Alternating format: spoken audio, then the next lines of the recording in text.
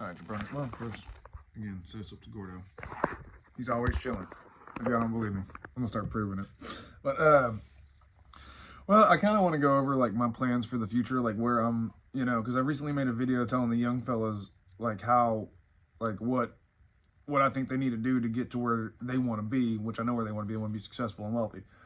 And the main takeaway was hyper focus on like the next step, right? Like, and there's no end, right? Don't worry about the end because you're not gonna get there because there is no end. So just focus on the next step and get there.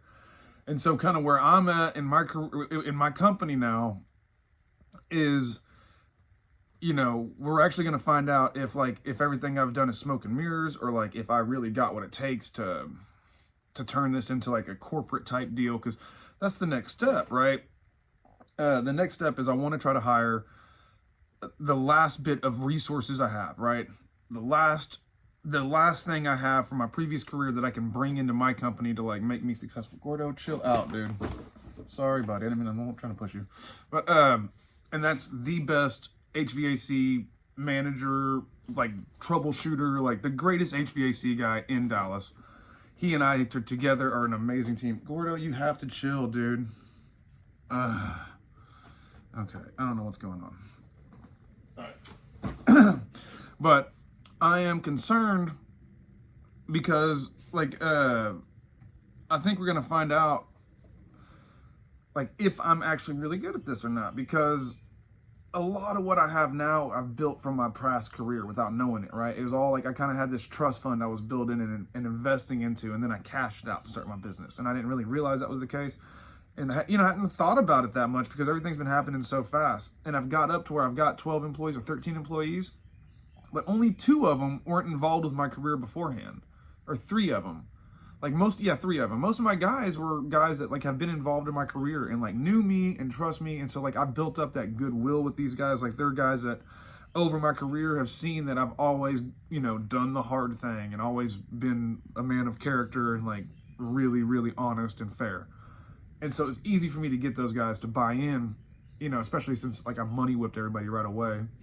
But I'm nervous because like I guess like 3 of the 6 like outside hires, like just dudes off the street that I've hired, have been fired within 2 or 3 weeks, right? Like all of them got fucking canned right away.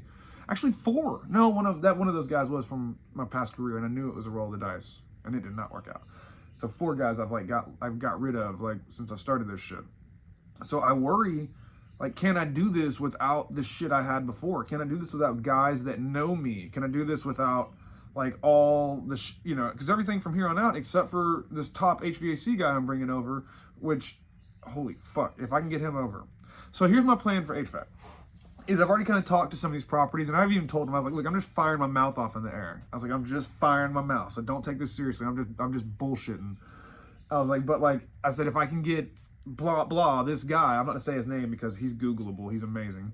I was like, if I can get him to come over here with me, which he wants to, like, you know, would y'all be down to give us your maintenance contracts? And they're fuck yeah. They were like I've already talked to 2 of the major property management companies that I deal with, and these are major companies, and they were like, hell yeah, we would, yes.